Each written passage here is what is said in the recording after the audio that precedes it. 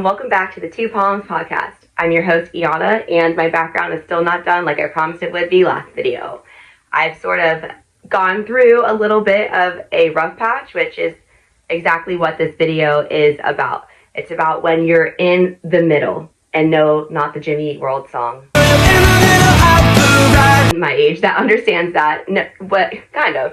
But when you're in the middle, when you're not where you were, but you're not quite where you're going, what do you do and how do you act in that time frame? So you don't want to have the mindset of, all right, well, when this is over, then I'll be like this. Or when I just get out of this difficulty, then I'll be happy. Or as soon as this illness is done, then I'll do this. You don't want to have that mindset. God will prosper you and you will flourish in the middle. He is the God of the hills. It's 1 Kings 20 through 28. God of the hills and a God of the trenches. He will not just bless you in the hills. He'll come down to the trenches and bless you. If he's not taking you out of the situation that you're in, he's not delivering it from you, then he will, if it's his will, prosper you in that difficulty, right where you are. And I struggle with this because last episode that I recorded, I kind of dealt with a few hiccups that knocked me down. One thing knocked me down, I got a little discouraged. Another thing knocked me down, I got a little discouraged. And it was just a lot of spiritual warfare. I mean, the sleep paralysis was not fun. It was just a lot of things that kept just hitting my morale. And I just tried to white knuckle it. I isolated. I tried to wait till it was over. I thought, well, I can't record the next episode until these things are done. It's not perfect. And it doesn't have to be a perfect situation. I thought, well, my mindset's not really the same, or this illness isn't completely out of the woods yet, but I should have continued to work on my dream, to not put my dream on hold, to continue to have a good attitude, to continue to work on my gifts and hone my gifts and skills, to be a blessing to others, to figure out where I can elevate my life. Not to put my dreams on hold and wait for the storm to be over. I mean, thank God delivered me from it, so I was able to have the awakening and the light to understand this. But even if he didn't, I should just keep on going. It doesn't have to be perfect. You don't have to be in the perfect situation and have it all figured out for God to come and bless you. He is a God that nothing can stop him. He doesn't need permission from anybody to bless you. You may be on the enemy's territory, but it's all God's property. No force of darkness will stop your destiny. So don't isolate. Don't put your dreams on hold. Don't make it harder for yourself. Don't try harder. Reach higher. You want to reach higher. You want to come out of isolation. Pray. Talk to God. Cast out all the demons of anxiety, depression, sickness. Cast it all out. Use your gospel. Your gospel and the Bible is your sword. Use it. Get around people of faith that will pray for you. When 2 or more are gathered, he is there. And that's how you reach higher. And you don't try harder by yourself. And it doesn't have to be perfect. You don't have to be perfect. God will bless you in the in-between. So you don't want to just endure this hard time. You want to continue to flourish. You want to continue to be good to others and to work on your gifts and skills. And that's going to be the difference of whether God prospers you in the difficulty or if he doesn't prosper you in the difficulty. Having a good attitude and remaining in faith and going towards your calling and working on your destiny, it shows God your character. It shows good character, good attitude, and it shows him how much he can trust you with when he does bless you, how much influence he can trust you with, how much resources he can trust you with. It shows God, and you're proving to God just how much faith you have and how much he can gift you and trust you with in the future. Always keep excelling. Jeremiah 29:11. These are the plans I have for you, says the Lord. Plans to prosper you and not to harm you. Plans to give you a future and a hope. When King Nebuchadnezzar took the Israelites captive and took them from Jerusalem to Babylon as captives, God said that they were going to remain there for another 70 years. So they were probably freaking out. Like, oh my gosh, freaking out. What are we going to do? This isn't even my land. This isn't even where we want to be. So what are we going to do? So Jeremiah the prophet was sent to them, and he told them, Jeremiah 5, build houses and live in them. Plant gardens and eat the produce.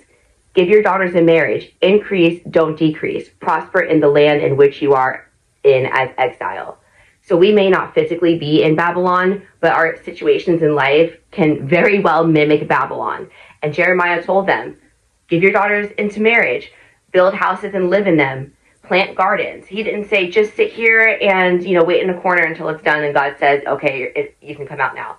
That's not what he said. He said to live, flourish, excel, be your best, and to keep on living until you are delivered, because God will prosper you wherever you are. He's not limited by any circumstance, situation, any enemy attack. He's not. Take steps of faith and be proactive. Have the mindset of God. No matter how long it takes you to deliver me from this, I'm still going to be in faith. I'm still going to keep being my best. I'm still going to keep doing this, no matter how long it takes. No matter how long it takes for you to deliver me from this situation.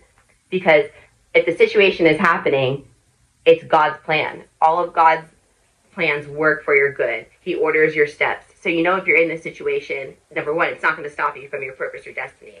It can't. Because if God allows it, it won't. So trust in Him. Trust that where you are is good. Take lessons from it and keep being your best. And trust that He has you in the palm of His hand, and nothing can stop what He has ordained for you. He's the creator of the universe. Like nothing, this isn't a surprise to Him. Like, oh, I didn't see them having to deal with this situation. Like, No, He's not thinking that. He knows nothing's a surprise for Him. So keep dreaming and keep being your best and show God and prove to Him what you can handle in the future, the blessings that you can handle, because your faith is so strong in Him. Don't have that survivor mentality, that white knuckle mentality. Like I said, don't try harder, try higher. Try higher. Get around people that will help pray for you. Talk to God through this. Whenever you have an issue, don't go reaching for advice, or don't go giving up or isolating yourself. Anxiety, you cannot live here. I cast you out in the name of Jesus Christ. Get it out and talk to God. He's right there. He's right there. As the breath you breathe, He's just as close to you. So keep working, keep having a great mentality. Don't fight the closed doors, and don't put your gifts on hold. Keep dreaming and keep shining. And don't panic. He's a turnaround God. One touch of God's favor will bring you right back out. That's how it was with me. I was just so at my wit's end of feeling so down and choosing. And I could have recorded the next episode, but I felt like it wasn't perfect. My circumstances weren't as perfect. So I chose to just slack off and wait for it to be done. And that's not what you're supposed to do. Be proactive. Keep doing what you're supposed to do. Keep doing the right things. One touch of God's favor and He'll turn it right around. I saw a video. I started talking to God more towards the end of my difficulties. I started talking to God more. I started watching videos and watching preachers and gospels. And it took one video to snap me right back out and bring me right back. And it was the simplest video. It didn't say anything that I didn't already know. It was just like rudimentary, like the ABCs. It just brought me right back to the simplest of the mindsets, that why are you fearing anything? Like, what are you tripping for? Like, God and Jesus are your protectors. They will protect you. Nothing can come against you that they cannot fight and override. They're your protectors. They're right there with you. They give you everything that you need. And it just took that one video to be like, why am I even fearing? Like, what am I doing? Like, I am a child of God. Like, snap out of it. And I did. And I was just changed from that one little 20-minute video. So you don't know where God will speak to you and where He'll come and snatch you right back out and right back into His graces, which you always have been in. But when you feel far from God, I know that sometimes it can feel like you're so far from God, but you're never too far from the blood that flows through you. You are never as far as you think.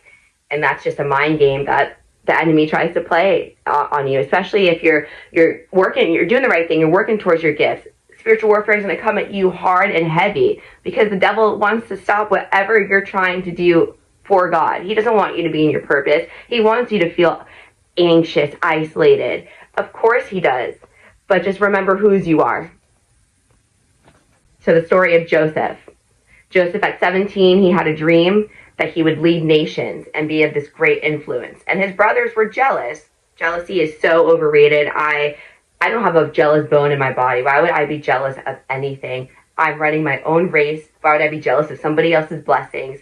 I just can't stand jealousy. I've never understood it. So his brothers were very jealous of Joseph. They were working in a different land, tending to sheep, and Joseph came out to say something to his brothers while they were tending to sheep, and they thought, okay, this is our chance. They kidnapped Joseph, sold him into slavery. The Ishmaelites came, and they took him.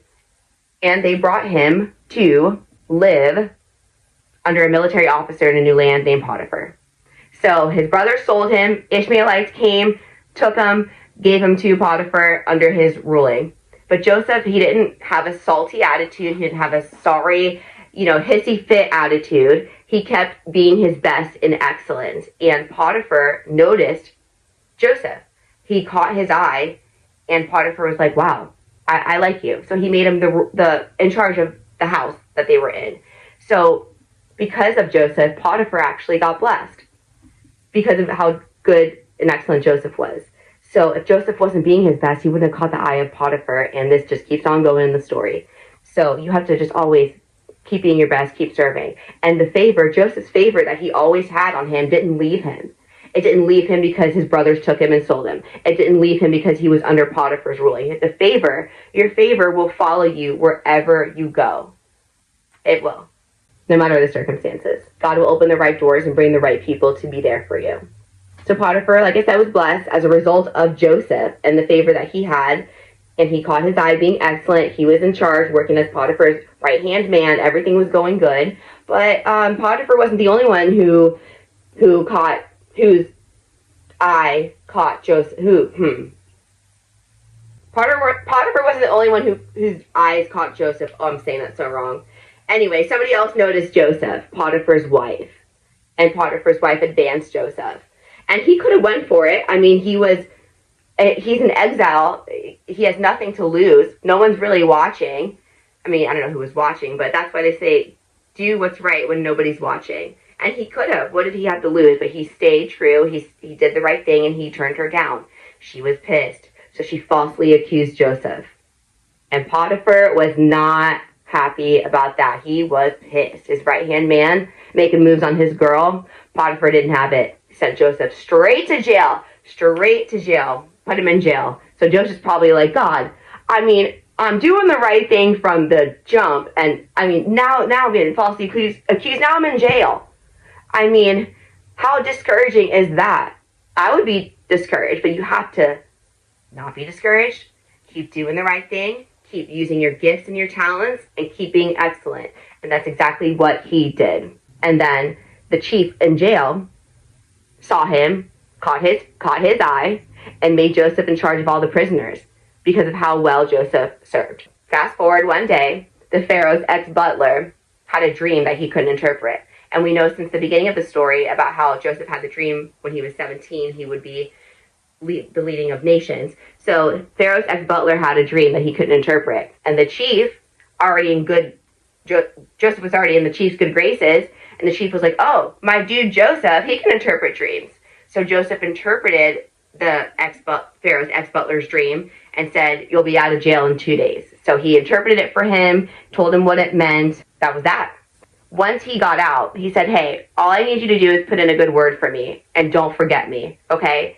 So that's all I ask in return. I'm doing all these good things. Just don't forget me, okay? Joseph kept using his gifts of dream interpretation. He kept having a good attitude, and your gifts are the key to your destiny. So Joseph never gave up any of that.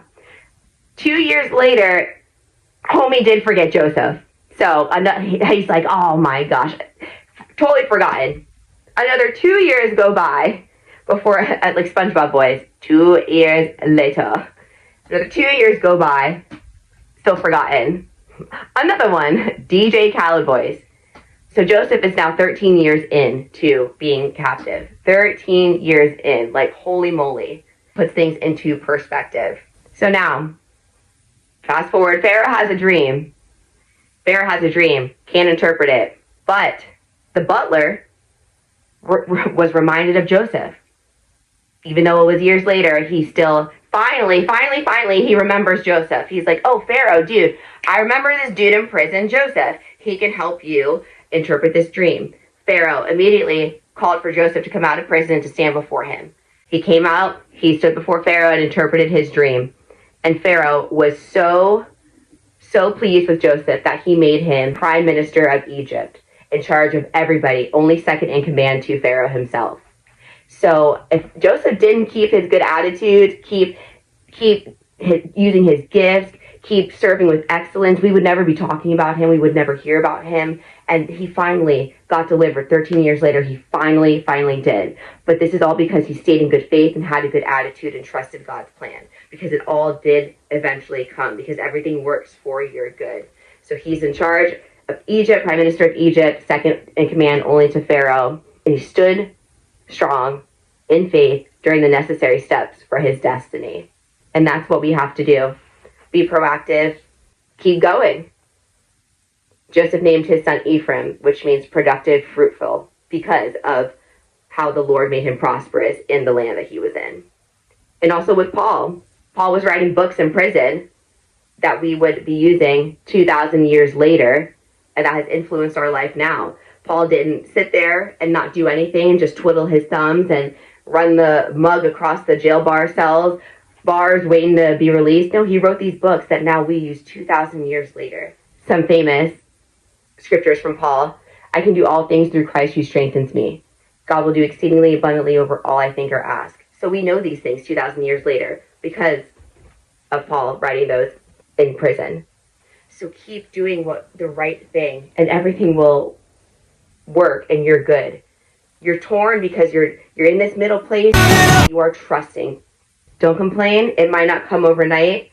13 years later is not overnight for Joseph, but it will come. Or it may come overnight, like that video that came in one instance. But it was a couple months, or maybe a little bit over a month, of being lawless in the stalls. I say that a lot. But you can't forget whose you are. You're a child of the Most High God. Never lose your faith and always know that everything is working for your good. God will turn whatever is meant to harm you into helping you. He will take it for your good. He can do anything. You don't have to be perfect. Come as you are and come to God. He knows every situation you're in and he knows what you're going through. So stay strong and have faith. Hopefully I can do next episode on palm trees and the significance of them in my life and in the Bible. I can't wait because that's sort of how this channel got started. But I really wanted to do this about flourishing where you're at right now. And I wanted to record it, but like I said, hardships. And I even went down to sit down one time to record it. And something told me, it was a good day, everything was perfect, so I went to record it, and then something told me not to. And I am so grateful that I didn't record it then, because now it actually lined up. Surprise.